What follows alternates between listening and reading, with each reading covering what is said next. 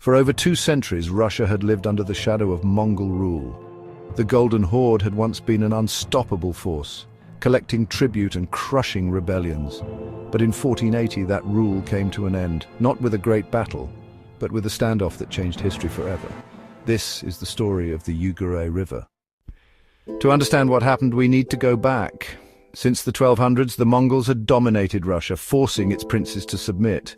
But by the 15th century, the power of the Mongols was waning and Russia was rising.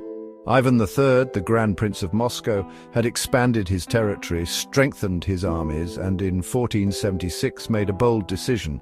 He stopped paying tribute to the Mongols. It was an act of defiance that could not go unanswered.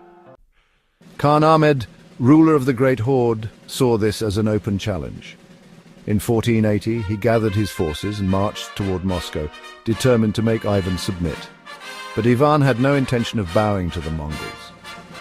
Instead of meeting them in the open field, he chose his battlefield carefully, the Ugra River, a natural defensive barrier south of Moscow. In October 1480, the Mongol army arrived at the river, expecting an easy crossing. Instead, they found a well-prepared Russian force standing in their way. Every attempt to cross was met with fierce resistance.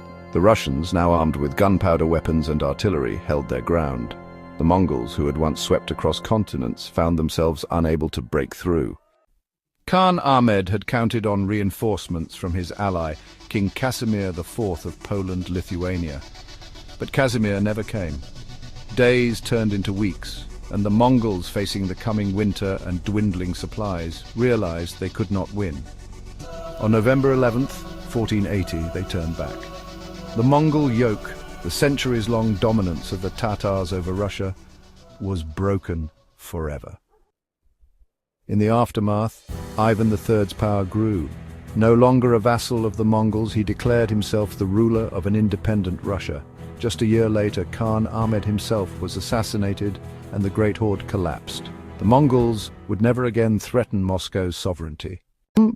The standoff at the Ugra River was not a battle in the traditional sense, but it was a decisive moment in history. With patience, strategy, and the will to resist, Ivan III secured Russia's independence, setting the stage for the rise of a new empire. This was the moment Moscow became the true center of Russian power, and from this point forward, Russia would never bow to a foreign ruler again. If you enjoyed this look into history, make sure to subscribe for more stories of the past. What battle should we cover next? Let us know in the comments. Thanks for watching.